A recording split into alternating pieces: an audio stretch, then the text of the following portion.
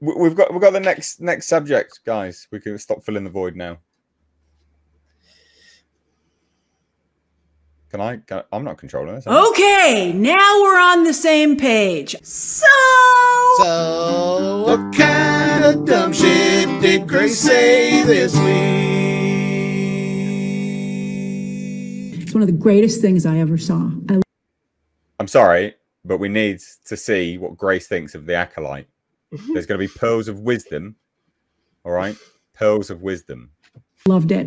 I've seen 4 episodes. You've seen 4 episodes. And that's how time works, Grace. Yes.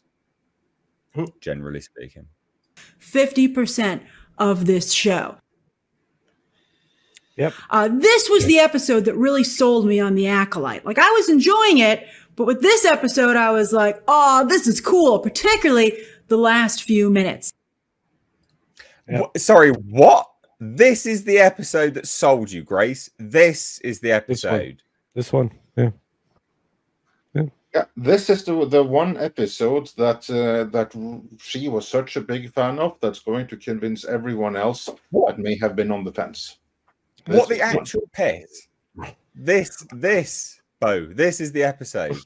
Can you believe it? I wonder, with sort of a moron shill like this, I wonder if she's actually in the pay of, again, an agent or a PR team or a manager, or whether you know, it's just a self-psychosis type, as she just thinks that you know, her audience is what her audience want to hear. Obviously, it's not a genuine, authentic opinion.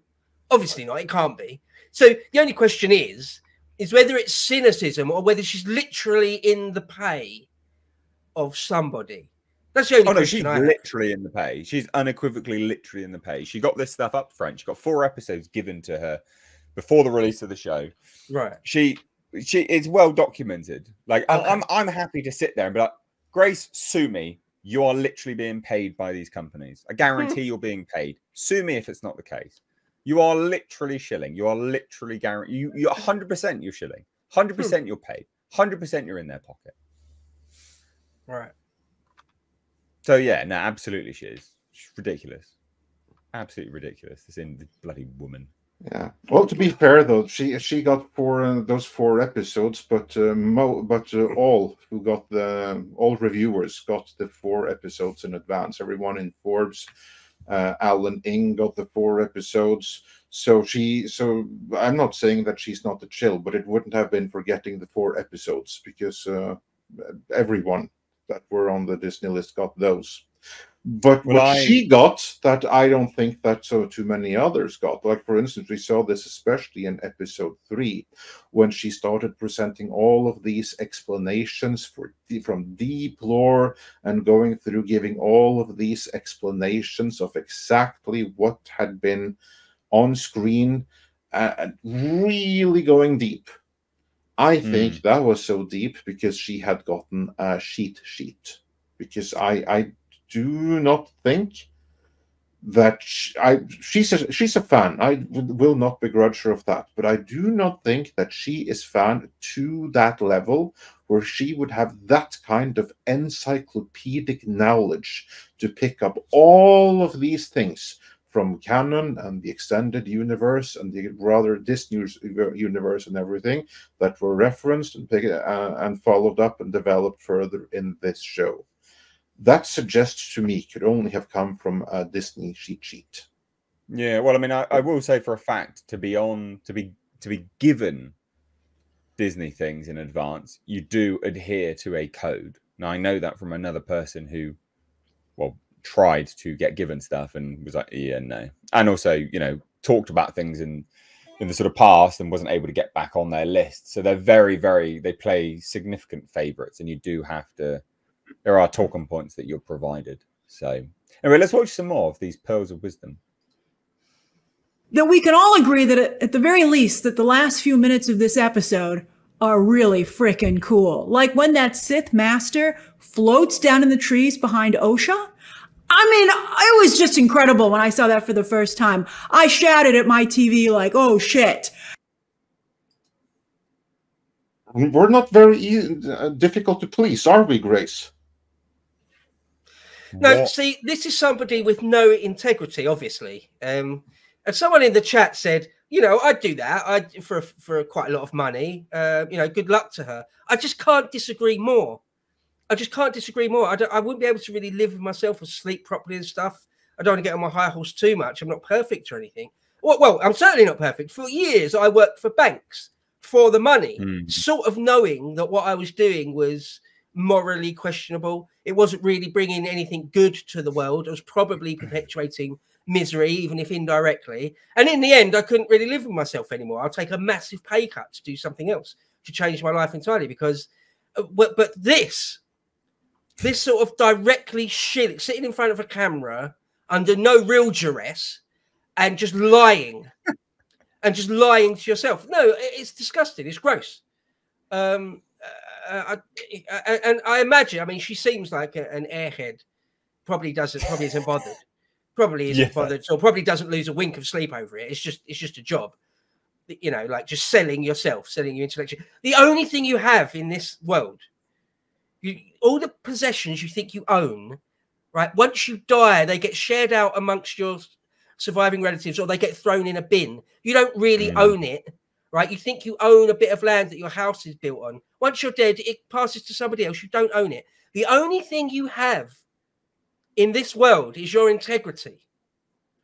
And to sell it for cheap, to whore it out like that. Oh, it was amazing when I first saw that thing. It's disgusting. It's sickening. What a sickening shill. Fuck her.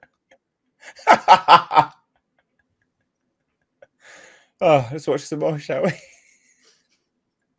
It was just so cool. And then the Jedi start freaking out. And Jackie's like, what is that? It was like watching a Star Wars horror movie. No, it wasn't. It wasn't. What? What? It was nothing like watching a Jedi horror movie. What are you on about? What are you actually on about? Then, when the Sith Master deploys a red lightsaber, the Jedi freak out. And next week, I think we're in for a banger lightsaber battle. They didn't freak out one bit at all. I didn't see anyone scared, freaked out, or react or anything like that. This is Grace overselling it. This is her saying, anyone you recall them seeing the red lightsaber and any kind of reaction in the Jedi at all? Because I have no such recollection. I mean, that actually would have been cool if you could see their face and be like, what the hell is like this? Penny drop type that would have been cool. There was no such scene. Bloody ridiculous. Absolutely ridiculous. Absurd. Oh god. Of course, that's it. That's what we got. I couldn't stomach anymore when I was clipping, so sorry about that. What's her Twitter like? She blocked me on Twitter. So is she still doing that poll where she's trying to get people to like Star Wars stuff? No, she does polls all the time. That poll that closed, that was like a 2-hour poll. It closed. And it ended with like 51% saying their Star Wars is dead to them. They don't care anymore. So the final results were the final results. It was time limited. So she's she's not said anything else on Twitter at the moment, because she was getting absolutely torn apart by all of her own fans. Well, what she did say was this thing about she acknowledges that many dislike it, but the most critical voices they basically get into hate speech, is what she was saying, and that is should be dismissed. That's kind of like the last thing that she has said that I have seen. I don't spend too much time following Grace Randolph, so if she's seen anything else, I have missed out on that. But yeah, she sacrificed like all of her credibility on this show, and about 1,000 subscribers and counting. Yeah, she did lose. She did lose a bunch of people. Yeah. What's her name? Grace Randolph. Grace Randolph. Her YouTube channel is Beyond the Trailer. Yeah, that's what you have to look for on YouTube. Grace Randolph. Okay. Yeah. But an interesting counterweight though is John Campea, who is now increasingly hating on the Acolyte, saying it's the worst Star Wars since the Rise of Skywalker. He liked The Last Jedi, but he hated Rise of Skywalker. And he has now basically said that this is getting worse and worse for each new episode. And more of the professional reviewers are doing that as well, because The Acolyte, as more episodes are coming out, is actually going down in the critic ratings in Rotten Tomatoes. Like, it dipped down to 83% for a while before it got up again to 84. And yeah, this would be 5.1 thousand dislikes by our own subscribers. I mean, that's bad, isn't it? That's bad. That's when you know you've really screwed up. And look at the comments. You're joking. This is the best episode. I'm quitting the show. I just had a look at her Twitter. Yeah, like over 120,000, sorry, 146,000 followers, and like getting 147 likes and 13 comments on tweets. So yeah, just a complete. What's the word? I mean, just a shill is sort of a perfect word, isn't it? But just like no integrity whatsoever. How could you? I wonder if this Grace person will ever look back on when she become an old lady, look back on her youth, and sort of die inside a little bit. How she sort of hoard herself out intellectually. No, she'll get another cat and she'll be fine. There's no self-awareness there. No self-awareness at all. The comments are comedy gold. Absolute comedy gold. Just, is this person okay? Like, what is this person? What are they talking about? What's going on? Yeah. Terrible. There you go. She's more great stuff. She gets wrecked by her own audience all the time, though. I mean, that seems to be the norm now. I just, and I mean, she's literally like knocking people out of her subs and stuff. I don't get it. I mean, but I mean, your credibility is gone now. You shilled on a Star Wars show that, the majority of your audience is like, no, thank you. When you run a poll on your Twitter that ends up over 50% the other way, and the other two options were carefully selected by you, or the other three options were carefully selected by you, you're not doing well. I mean, Cable Watson, no, Grace does not have a hot little body. No, she doesn't. Have you seen her body? I have. I've used Google, not in that way. But there are images of her standing around on Google. No, that is not an attractive body. My God, what is wrong with you? Spend those $2 seeking some psychiatric therapy. Fuck, no. We got one from Richard Curtis. I wonder if I was paid what Grace is, if it would bring forth pearls of some jammy substance over my fake love of alarming tosh. What?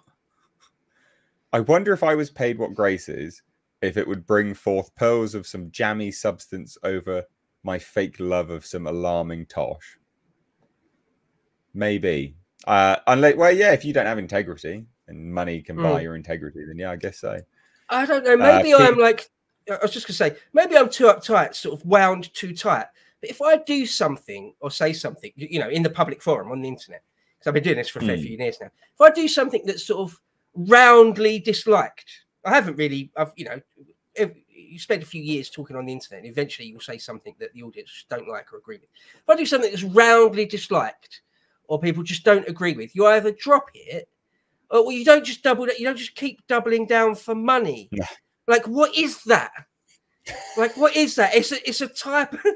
It is a type of sort of prostitution in a way. Obviously, nothing sexual, but it's really low, isn't it? It's really low and sordid, seedy. There's something really seedy about it. And how can you? I don't know how you can be comfortable with it. I don't know how you can be comfortable with yourself. How can you be comfortable in your own skin after doing this? Maybe once or twice, and then you get the feedback, and it doesn't feel great, and you start moving away from it. But just to keep doing it, just to keep doubling down and doubling down and doubling on. It's ignorance and no self-awareness. Peter Garombe says shill reviewers versus explaining their opinions. Who would win? What? Shill reviewers versus explaining their opinions. Who would win? I don't know what you mean by that. I think maybe what he means is if a shill reviewer was debating and arguing why the series is fantastic using the notes on the cheat sheet they got from Disney versus someone explaining their genuine opinions for why they don't like something, who would win that debate? I would say the ones explaining their opinions, because they actually have arguments. Other side has talking points. Yeah, I agree with that. I agree with that hands down.